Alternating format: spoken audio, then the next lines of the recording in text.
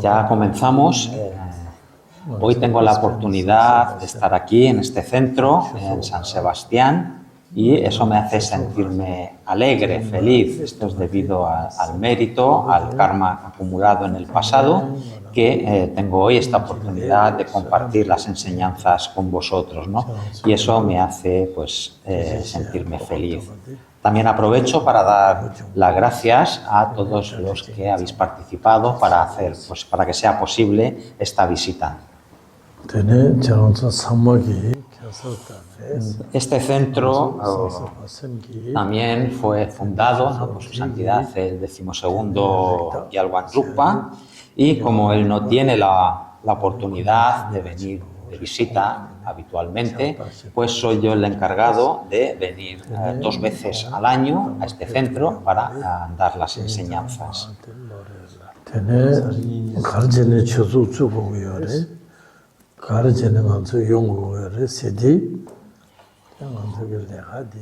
¿Por qué existe este centro, ¿no? ¿Y por qué existe o hay la necesidad de venir al centro? Pues esto, su función del centro es para que tengamos la oportunidad de los pensamientos que tenemos en nuestra mente cuando nos preguntamos qué es el budismo, en qué consisten las enseñanzas de Buda, pues tener la oportunidad de aprenderlas, comprenderlas y obtener un beneficio a través de ellas. Entonces, esta es la finalidad de por qué existe este centro. El Buda, en sus enseñanzas, nos ha explicado que tenemos que desarrollar 4 tipos de perfecciones en relación, ¿no?, a la hora de estudiar el Dharma, las enseñanzas del Buda. En primer lugar, tenemos que percibir o concebir que el Buda es un médico, el médico supremo. Nosotros somos personas enfermas que tenemos muchos problemas, muchas enfermedades. Las enseñanzas del Buda, que llamamos el Dharma, lo tenemos que concebir como siendo una medicina excelente, y toda la gente que nos ayuda, que nos apoya, como por ejemplo la gente que trabaja aquí o ayuda en el centro, pues los tenemos que percibir como siendo los enfermeros o las enfermeras, ¿no?, que también nos ayudan y nos asisten. Entonces, estas son las 4 percepciones que tenemos que desarrollar basadas en esos ejemplos, ¿no?, en esos símiles, a la hora de considerar el estudio y la práctica del Dharma.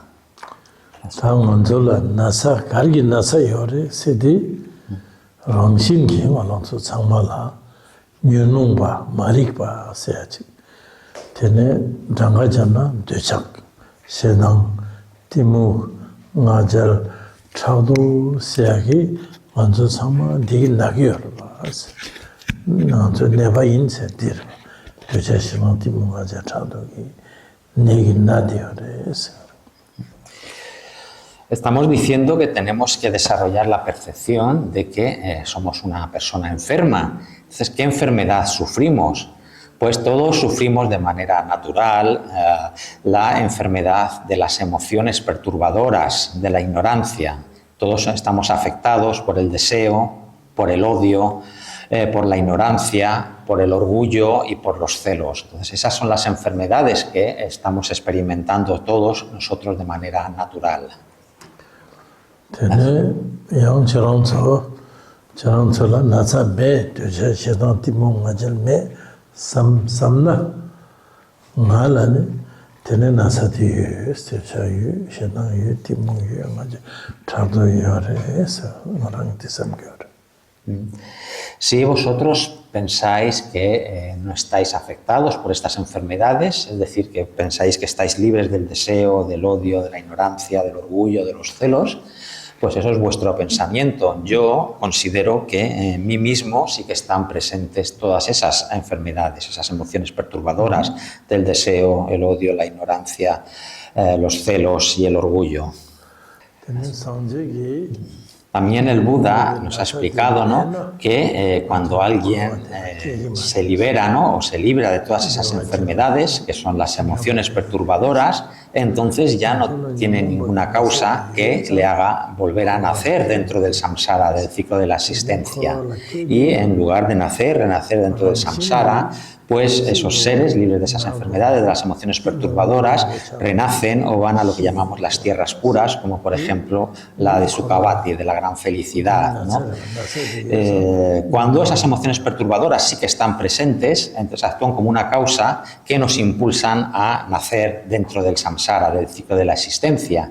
Y una vez que se ha nacido, ¿no?, dentro de este samsara, de una manera natural o por el simple hecho de nacer dentro del samsara, pues tenemos que experimentar una serie de sufrimientos, los sufrimientos debidos al nacimiento, al envejecimiento, a la enfermedad y finalmente el sufrimiento del proceso de la muerte, ¿no?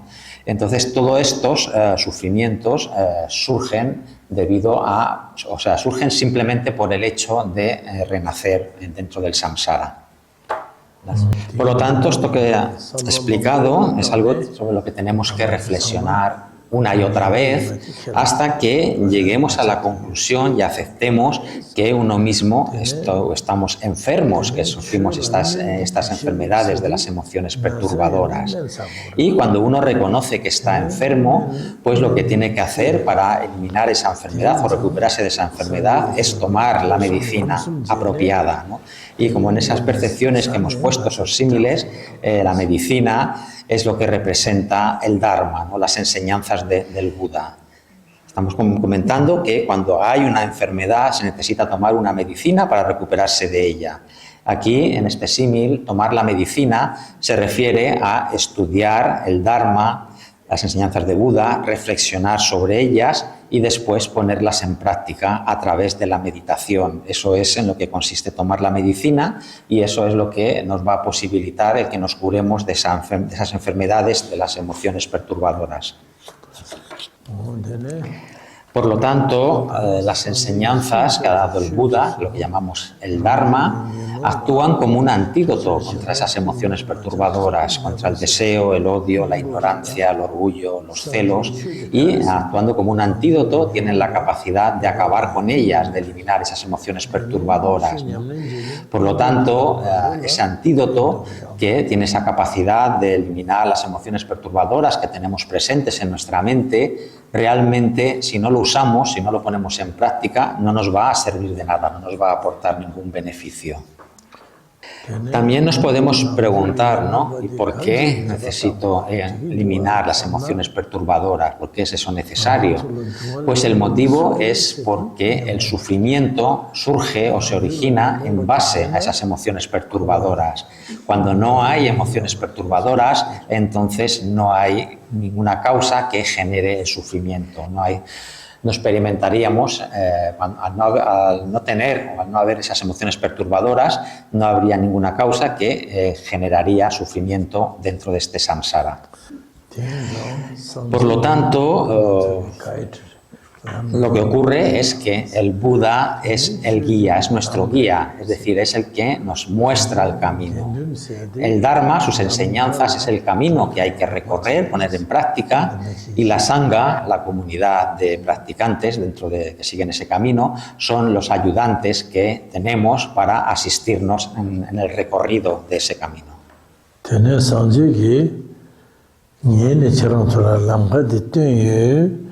Lamga dila rodang mado sosoge rawangre sungarwa ngene chula tarbe lamden jang tarba rangla rana shebarja sungar. El propio Buda ha dicho: yo os he mostrado el camino, ahora sois libres de seguirlo o no, depende de vosotros. Tiensanda budisla soso la wangcha yore soso lamde lan dogin tesam komsum jegimen soso raware sanje. Por eso, en la tradición budista, en el budismo, todo el mundo es libre, ¿no? Todo el mundo es libre de seguir el camino, de estudiar, reflexionar y meditar, poner en práctica esas enseñanzas que nos ha mostrado el Buda, o de no hacerlo. Tenemos la libertad.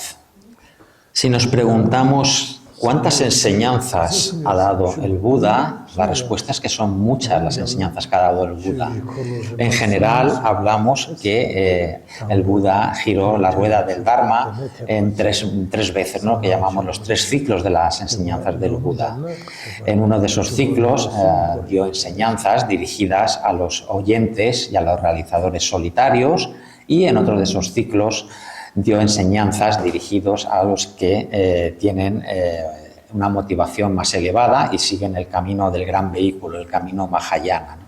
Entonces, resumiendo, toda la gran variedad de enseñanzas que dio el Buda las podemos incluir dentro de los 3 giros de la rueda del Dharma.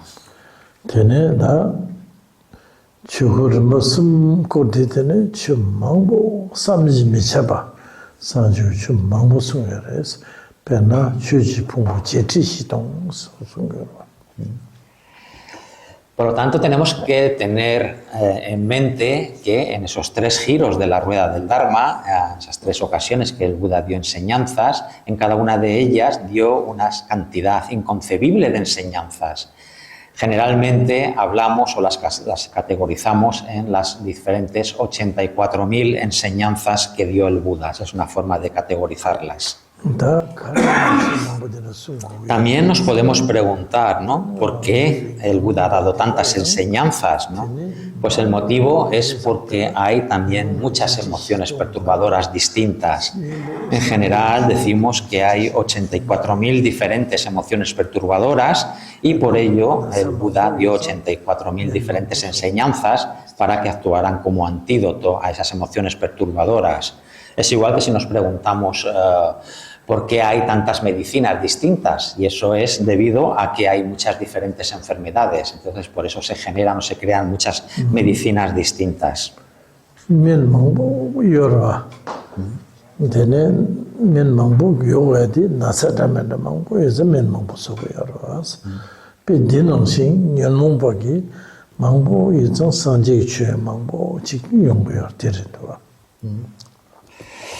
Igual que en este ejemplo que estamos citando, de que hay muchas enfermedades distintas y por eso hay una necesidad de tener muchas medicinas distintas, igual que ese ejemplo, el Buda ha dado también una gran variedad de enseñanzas, porque hay también una gran variedad, una gran cantidad de diferentes emociones perturbadoras.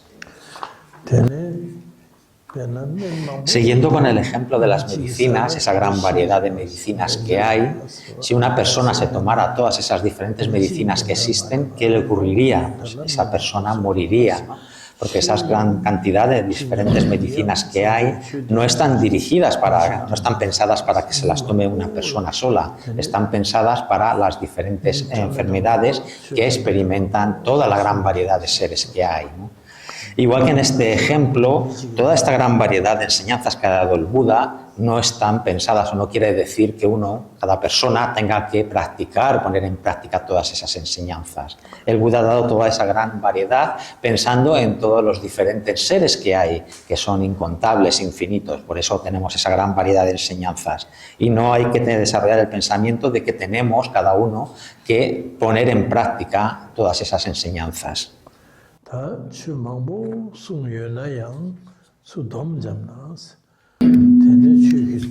Todas las enseñanzas que ha dado el Buda, ¿no?, también podemos considerar que todas ellas también están incluidas dentro de lo que llamamos los 4 sellos de la visión budista.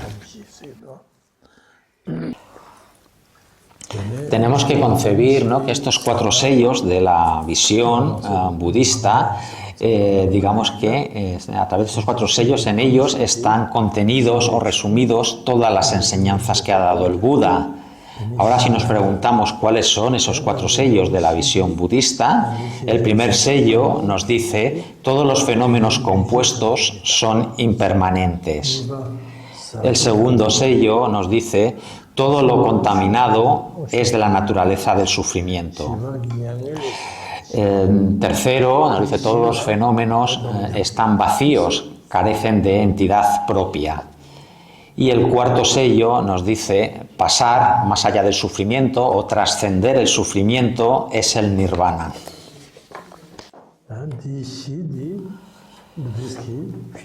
Y en base a estos cuatro sellos que acabamos de nombrar, digamos, esto es lo que se explica en lo que podemos considerar la filosofía budista, ¿no? En eso consiste la filosofía budista, en comprender esos cuatro sellos.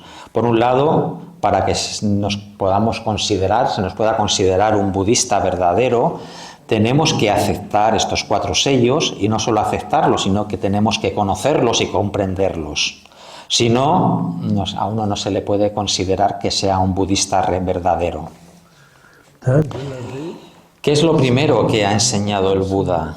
Vemos en estos cuatro sellos, ¿no?, que el Buda lo primero que ha enseñado, nos ha dicho, todos los fenómenos compuestos son impermanentes. Por lo tanto, esto significa que la impermanencia, la meditación en la impermanencia, es el mejor de los antídotos para acabar con las emociones perturbadoras.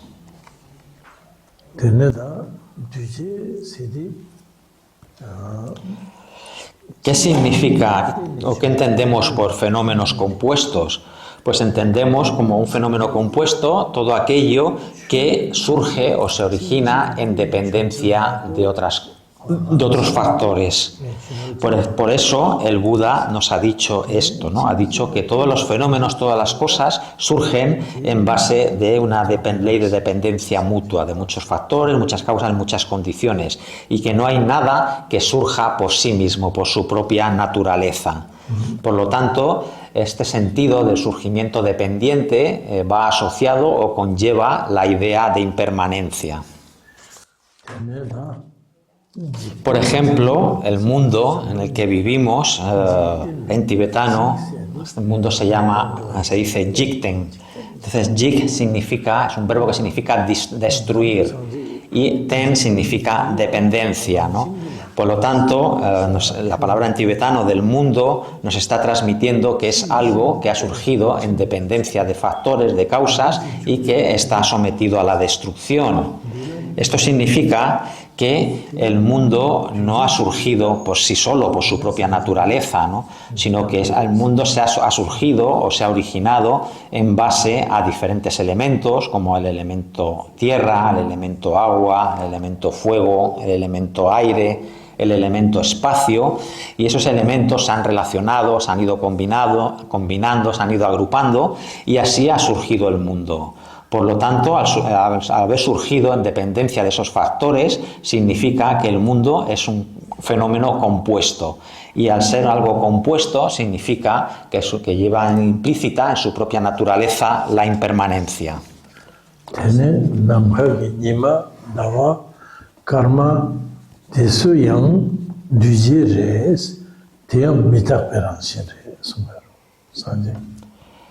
Igualmente, el cielo, el sol, la luna, las estrellas, los planetas, todos ellos son también fenómenos compuestos y por lo tanto en su naturaleza llevan la impermanencia.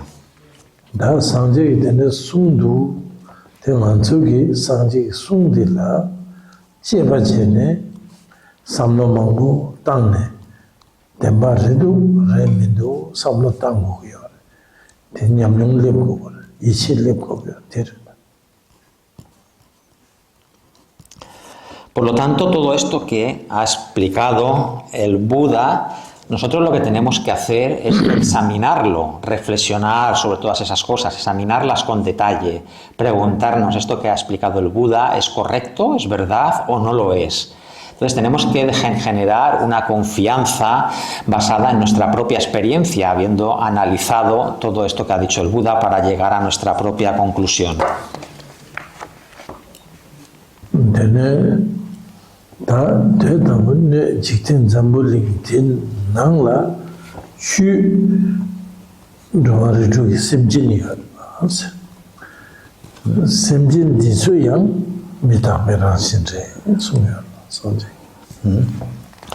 Entonces, por un lado hemos visto este contenedor, que es el mundo, y si analizamos todo lo que está contenido en este mundo, es decir, los seres vivos, lo que llamamos los 6 clases de seres vivos, pues vemos que todos estos 6 tipos de seres vivos, ellos también son de la naturaleza de la impermanencia.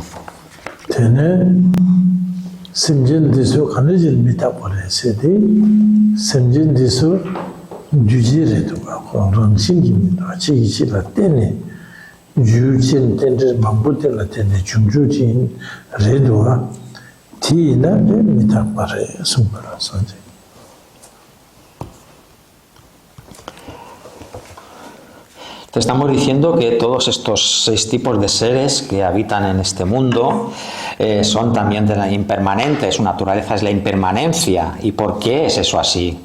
Pues es porque todos estos seres son también seres compuestos, es decir, esos seres no han surgido por su propia naturaleza, sino que han surgido los seres en base o en dependencia de muchas causas y condiciones, es decir, se han originado en base a esa ley de originación dependiente y por lo tanto son impermanentes.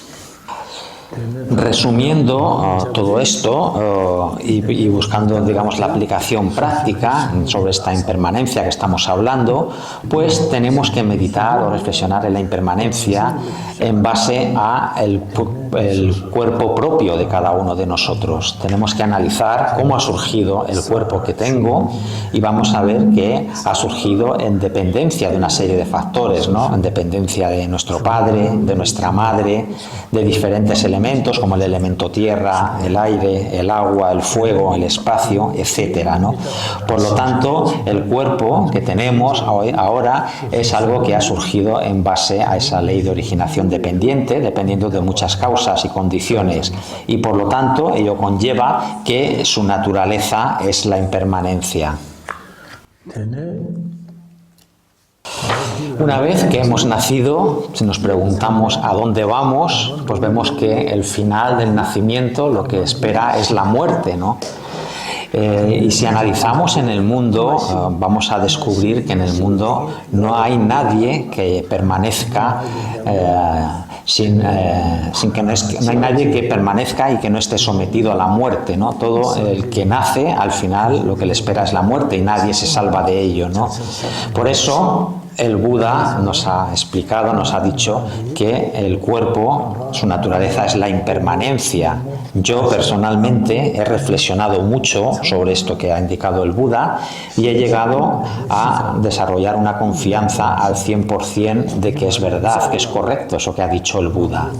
¿Y por qué he llegado a esa conclusión? He analizado, he visto que mis padres, mi madre, todos han fallecido, mi abuelo, mi abuela, mis tíos, mis tías, incluso mis maestros, algunos de mis maestros, todos ellos han fallecido, ¿no? También muchos yogis, incluso budas, todos han dejado la vida, ¿no? Entonces he llegado a esa certeza y a esa conclusión de que la naturaleza del cuerpo humano, es la impermanencia. También ha ocurrido eso con gente que son mis amigos, conocidos, muchos de ellos han muerto, ¿no? Por ejemplo, en cuanto a la gente conectada con el centro en Francia, en Pluré, ¿cuántos de ellos, gente conectada con ese centro, ha fallecido? Solamente en el último mes, 2 personas, una de París y otra de Pluré, han fallecido en el último mes. Y hay otra que está ingresada en el hospital con una enfermedad muy grave, ¿no? Entonces, en base a analizar todo esto, pues llegó a esa certeza, esa confianza en el 100%, que la naturaleza del cuerpo, su naturaleza es la impermanencia, la transitoriedad, ¿no? Por esto es por lo cual el Buda lo primero que nos ha dicho, o nos ha explicado, es que la naturaleza del cuerpo es la impermanencia, ¿no? Tenemos que analizarlo y generar esa confianza, esa certeza en que es así. En esto consiste la meditación sobre la impermanencia.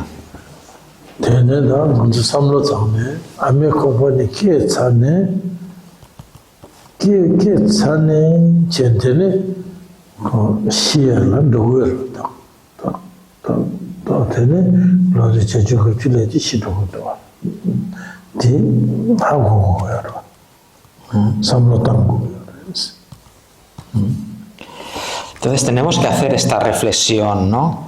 Después de que alguien ha nacido, el fin lo que le espera al final es la muerte, ¿no? Y cada vez se va acercando más hacia ese final hasta que llega un día que esa persona morirá. Igualmente podemos reflexionar en la impermanencia tomando otras cosas como referencia, ¿no? Podemos reflexionar sobre nuestra vivienda, nuestra casa, nuestro coche, nuestra familia, nuestro dinero, nuestras riquezas. Y si lo analizamos todo ello, vamos a llegar a la conclusión que todo eso es impermanente, ¿no? El dinero vemos que decrece, nuestra casa, nuestro coche, vemos que se deterioran, envejecen. Entonces, a través de esta reflexión vamos a generar esa comprensión de que todas esas cosas son impermanentes, ¿no? Y por eso el Buda nos ha dicho que la meditación en la impermanencia es el mejor de los antídotos para contrarrestar las emociones perturbadoras. Estamos viendo, ¿no?, que todas las cosas son impermanentes, ¿no? Nuestros padres, nuestros hijos, nuestra familia, nuestra casa, nuestro coche, las riquezas que tenemos, todo es impermanente. Eso significa que realmente no me trae un beneficio verdadero. Incluso el cuerpo que tengo llegará un momento que lo tenga que dejar. ¿Y qué es lo que va a continuar? Pues la mente es la que va a continuar existiendo, ¿no? Y todas estas cosas no le van a servir de ningún beneficio a la mente cuando abandone y deje el cuerpo. Entonces, ¿qué es lo que le puede beneficiar a la mente en ese momento? Pues es la práctica espiritual que hayamos hecho, ¿no?, en vida, ¿no? El mérito que hayamos acumulado a través de la práctica espiritual es lo único que va a acompañar a la mente en ese momento de la muerte.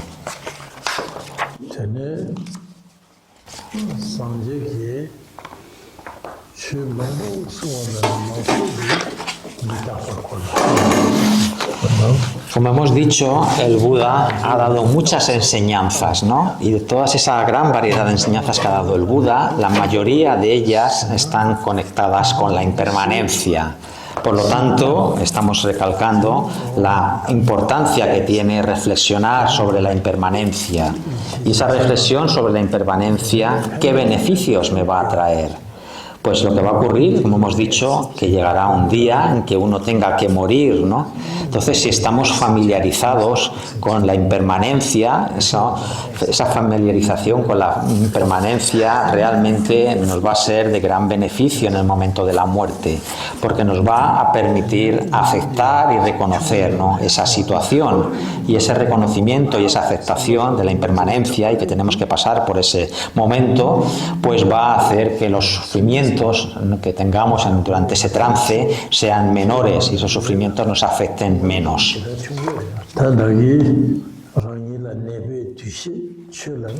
Ya hemos dicho antes que tenemos que desarrollar la percepción que uno es una persona enferma, ¿no?, y que el Dharma, las enseñanzas, es la medicina. Lo que estamos hablando de la impermanencia son enseñanzas del Buda, por lo tanto la impermanencia es como una medicina, y meditar, reflexionar en la impermanencia es como tomar esa medicina, ¿no? Entonces, tomando esa medicina, es decir, meditando y reflexionando en la impermanencia, lo que vamos a conseguir con esa medicina es acabar con las emociones perturbadoras, que hemos dicho que son las enfermedades que sufrimos. Entonces, de esos 4 sellos de la visión budista, el primero, que dice todos los fenómenos compuestos son impermanentes, es lo que hemos visto hasta ahora.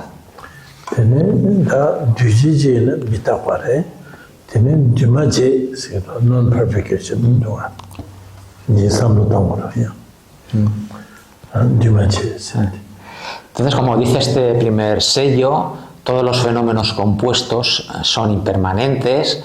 A continuación, lo que tenemos que pensar o reflexionar son sobre los fenómenos, aquellas cosas que no son compuestas.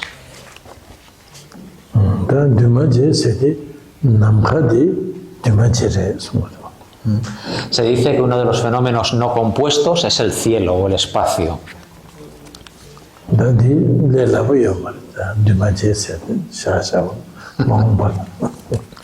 Entonces, esta comprensión de cuáles son los fenómenos no compuestos es algo que no es fácil de entender, ¿no? Entonces, no lo vamos a dejar aquí y es un tema que trataremos más adelante. El segundo de esos sellos de la visión budista nos dice, ¿no?, que todas las cosas contaminadas o todos los fenómenos contaminados producen sufrimiento. Entonces aquí la palabra contaminado, contaminación, se refiere a todo tipo de acciones que llevamos a cabo bajo la influencia o bajo el poder o el control de las emociones perturbadoras, como el deseo, el odio y la ignorancia. Entonces esas acciones que llevamos a cabo, motivados por esas emociones perturbadoras, ese karma acumulado por el poder de esas emociones perturbadoras, va a producir como resultado experiencias de sufrimiento. Entonces esto es lo que nos indica el segundo sello, que todo lo contaminado es de la naturaleza del sufrimiento. Todo lo contaminado produce sufrimiento.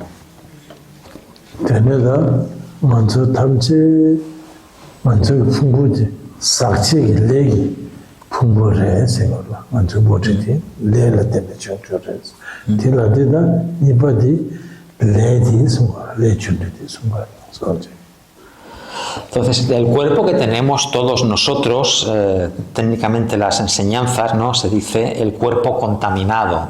Y lo que significa este cuerpo, esa expresión, el cuerpo contaminado, es que este cuerpo que hemos obtenido es el resultado de karmas acumulados en el pasado bajo la influencia de las emociones perturbadoras. Esto nos lleva, ¿no?, a esta explicación de la ley del karma o la ley de causa y efecto, ¿no? O las acciones que actúan como causa y el efecto, los resultados que producen, ¿no? Todo se explica por el funcionamiento de esta ley, ¿no? El hecho de que tengamos un hijo, una hija, es el resultado del karma, el funcionamiento de esta ley de causa y efecto. El que alguien sea más inteligente o menos inteligente es también debido a su karma que tiene acumulado. Entonces, como se acumulan diferentes tipos de karma, todos esos diferentes tipos de karma producen diferentes tipos de resultado. Por lo tanto, estamos diciendo, el ha dicho que todo surge en dependencia del karma, o surge debido al karma, ¿no? El hecho de que uno nazca y el tiempo que uno va a vivir, eso depende del karma de esa persona, de ese ser, ¿no? Hemos dicho que dentro de este mundo hay 16 diferentes tipos de seres, ¿no? 3 de ellos los consideramos que son los seres, o los llamamos los reinos inferiores, porque se experimenta mayor sufrimiento, que son los seres que viven en los infiernos, los espíritus hambrientos y los animales. Y luego hay otros 3 tipos de seres que experimentan un mayor nivel, menos sufrimiento y más felicidad, como son los seres humanos, los semidioses y los dioses, ¿no? ¿Cuál es el proceso para renacer en alguno de esos diferentes tipos de seres, ¿no? Pues es debido, ¿no?, a las acciones que llevamos a cabo, el karma que acumulamos. Si ese karma o esas acciones están motivadas por esas emociones perturbadoras como el deseo, el odio, la ignorancia, etcétera, el resultado de esas acciones va a ser renacer en alguno de esos 3 reinos inferiores, como un ser en alguno de esos 3 reinos inferiores. Y si llevamos a cabo acciones que no están motivadas por esas emociones perturbadoras, que no están motivadas por el odio, por el deseo, la ignorancia, el orgullo, etcétera, y llevamos a cabo una práctica espiritual, el resultado, el karma o el resultado de esas acciones va a madurar como un renacimiento en el reino de los seres humanos o en el de los seres humanos o en el de los dioses, ¿no? Por lo tanto, el funcionamiento de la ley de causa y efecto o la ley del karma es algo muy importante que hay que conocer, ¿no? Eso también nos conecta con la creencia, la aceptación de las vidas pasadas y de las vidas futuras, porque de acuerdo al budismo, cuando se produce la muerte, ahí digamos que no se acaba todo, ¿no? La mente continúa, la mente no desaparece, ¿no? Eso es de acuerdo al budismo. Y por lo tanto, esa mente tiene que volver a renacer, tiene que volver a tomar un cuerpo, ¿no? Que se renazca en esa nueva vida, que renazca como un ratón, como un gato, como un conejo o como un ser humano, eso es algo que no depende de uno mismo, no tenemos la libertad de elección, ¿no? Entonces el renacer como algún tipo de ser o como otro va a ser algo que va a depender del karma que tengamos acumulado, ¿no? Entonces esto es lo que ha explicado el Buda y eso es algo que yo realmente os tengo que explicar porque lo ha explicado el Buda, ¿no? Aunque sea algo que a algunas personas pues no les guste escuchar este tipo de cosas, pero es lo que nos ha mostrado el Buda y por eso lo estoy enseñando. Seguramente habrá muchas religiones o muchas tradiciones espirituales que digan que cuando se produce la muerte, pues que en ese momento se acaba todo, ya no existe nada más. Pero de acuerdo al budismo no es así, ¿no? Cuando se produce la muerte a nivel físico, la mente continúa y tiene que volver a renacer con otro tipo de cuerpo, ¿no? Entonces, una vez que volvemos a renacer dentro de este samsara, del ciclo de la existencia, estamos otra vez sometidos a una gran variedad de sufrimientos, como son el sufrimiento debido al proceso del nacimiento, del envejecimiento, de la enfermedad y finalmente el sufrimiento debido al proceso de la muerte, ¿no? Aparte de otra gran variedad de sufrimientos que se experimentan entre medias. Todo esto, por lo cual el Buda ha dicho que la naturaleza del samsara, la naturaleza del ciclo de la existencia es el sufrimiento. El sufrimiento es innato, ¿no?, al samsara.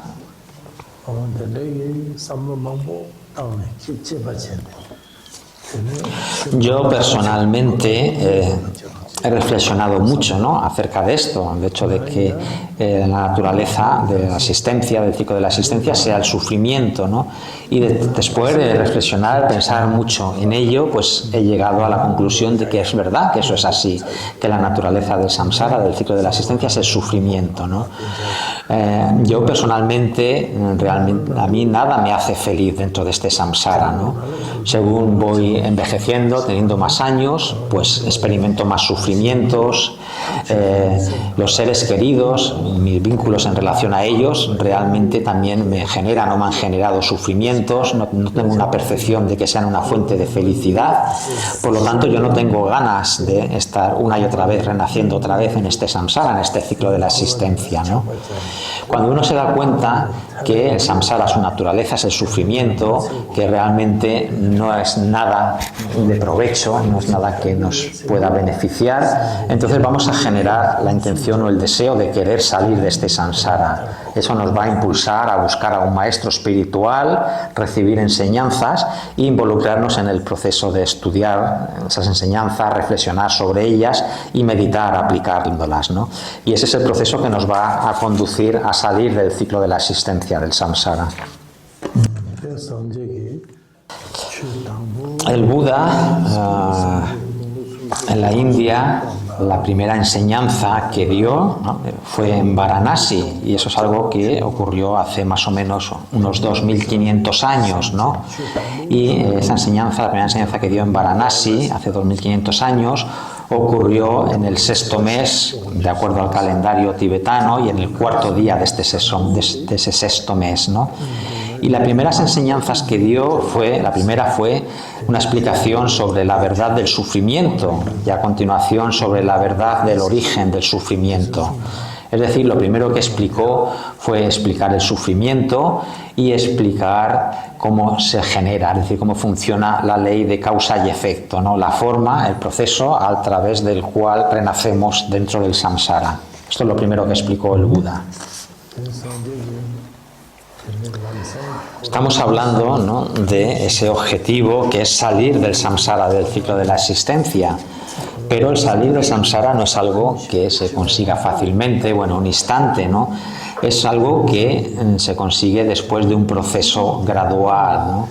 Lo que tenemos que hacer es dedicarnos a abandonar las negatividades y a cultivar las acciones y las cosas positivas, es decir, acumular mérito y a eliminar negatividades.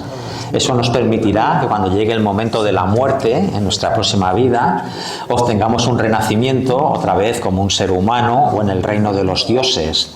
¿Y por qué es importante renacer como un ser humano o en el reino de los dioses? Pues es porque en esa siguiente vida, de nuevo, vamos a tener la oportunidad de estudiar el Dharma, las enseñanzas, de reflexionar sobre ellas y de meditar en ellas, de ponerla en práctica, ¿no? Y eso va a hacer que de esa manera, poco a poco, y sin que lleve mucho tiempo, llegue un momento en el que finalmente podamos salir del samsara, ¿no? Por ello, hasta que uno alcanza la iluminación, es muy importante dedicarse a acumular mérito y a evitar las negatividades, porque eso nos va a permitir obtener un renacimiento como un ser humano o en el reino de los dioses y poder continuar con la práctica. Si en vez de ello acumulamos el karma para renacer en alguno de los 3 reinos inferiores, en ese tipo de existencias realmente va a resultar muy difícil poder tener esa conexión con la práctica espiritual.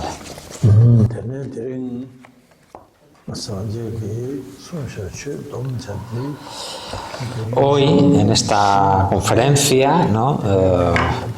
Os he explicado, en base a lo que yo sé y en base a mi propia experiencia, sobre estos 4 sellos de la visión budista. Pues os he explicado los 2 primeros. El primero, que dice que todos los fenómenos compuestos son impermanentes, y el segundo, que dice que todo lo contaminado es sufrimiento, ¿no?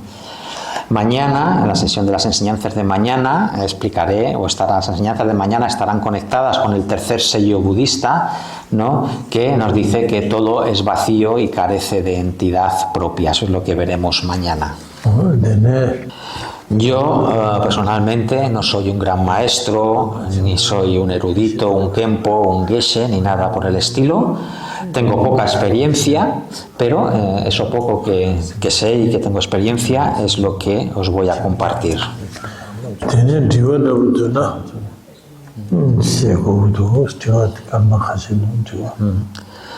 Y ahora, como nos queda todavía un poco de tiempo, unos minutos, lo podemos dejar por si alguien tiene alguna pregunta.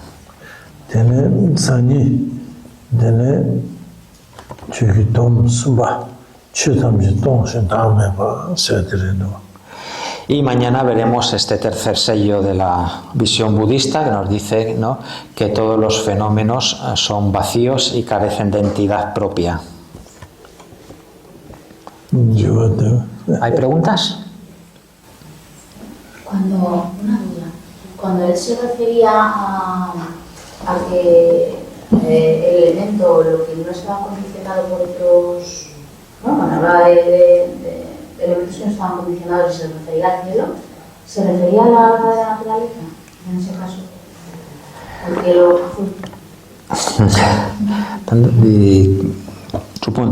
di sundoa di dumache ta dumache kola sheda sunyo marwa la pesha wa nanka nanka lan como la que chachido nanka ta namki ungaso nanka tongidwa tila kogre yamena di nechela ta sambulin samala kogre namka ditira manso namka ya takwa se timba za ne mene tigwa moder ko namka di dumache eso. Cuando decimos que se pone como un ejemplo, ¿no?, de un fenómeno no compuesto, el cielo o el espacio, mejor utilizar la palabra espacio, ¿no?, porque se refiere al cielo despejado, que sería como el espacio fuera, ¿no?, que no tiene ningún oscurecimiento, ninguna nube ni nada. Es un cielo completamente despejado. Este tema, ¿no?, de los fenómenos no compuestos, pues ha dicho de dejarlo, ¿no?, porque es un tema complicado de entender, ¿no? Por ejemplo, en las tradiciones del Mahamudra, del Mahasandhi, ¿no?, del Dzogchen, ¿no?, o del Gran Madhyamaka, el camino del medio, ¿no?, con relación a la vacuidad, ¿no?, ahí te explican que la vacuidad es un fenómeno que no es ni compuesto ni no compuesto, está más allá de esas categorizaciones, ¿no? Entonces es un tema complicado. Entonces es un tema que lo dejamos para el futuro, no para hoy.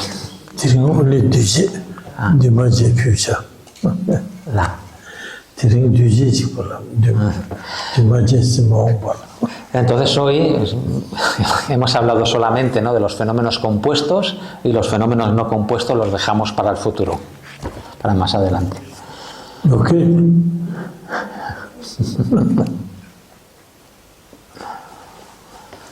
¿Hay alguna pregunta más?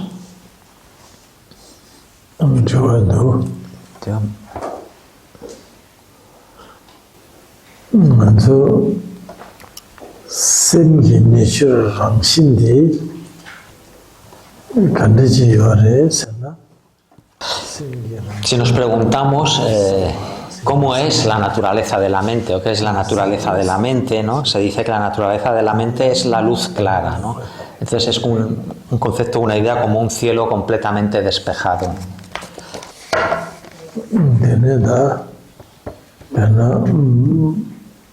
Por ejemplo, una de las prácticas que se hacen, que se llama en tibetano Powa, que es la transferencia de la consciencia, la transferencia de la mente en el momento de la muerte, se eyecta la mente del cuerpo a través de la coronilla y hace que se funda, que se disuelva en ese espacio completamente despejado.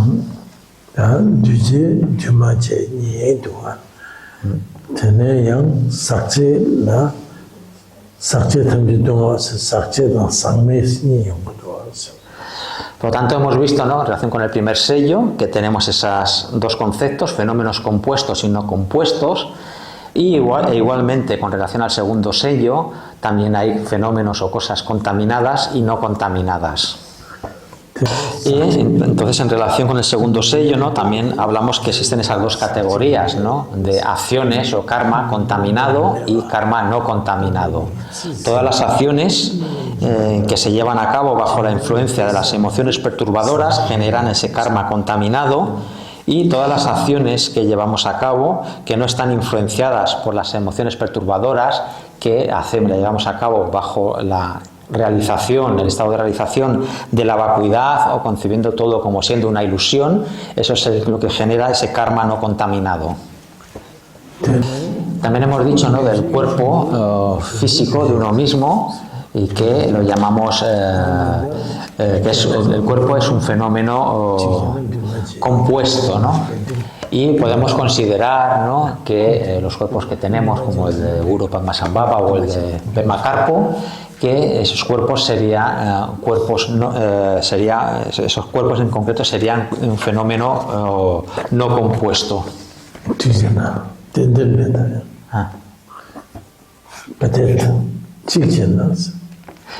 Quizá, a lo mejor.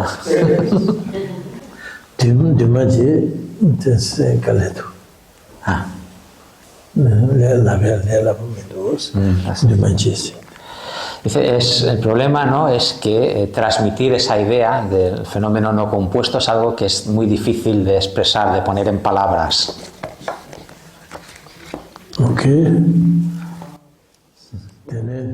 Finish.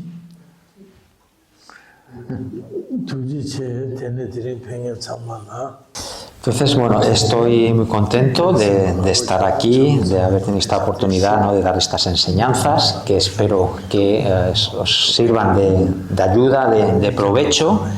Y al final, como conclusión, pues lo que tenemos que hacer son hacer plegarias, ¿no?, de dedicación.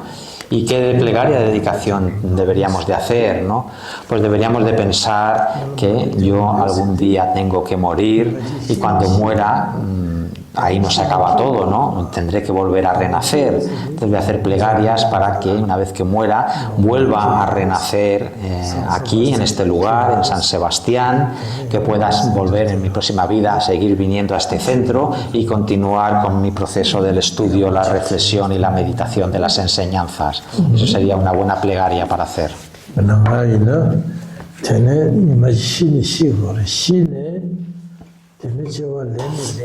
Yo, por ejemplo, hago plegarias, ¿no?, que soy consciente que llegará un momento que tenga que morir y cuando muera, que mi próxima vida pueda renacer otra vez con un precioso cuerpo humano, como un ser humano en el país de Bután, que allí pueda encontrarme con un maestro espiritual auténtico y que pueda continuar con él el proceso del estudio, la reflexión y la meditación de las enseñanzas hasta llegar a su culminación. Esa es la plegaria que yo hago.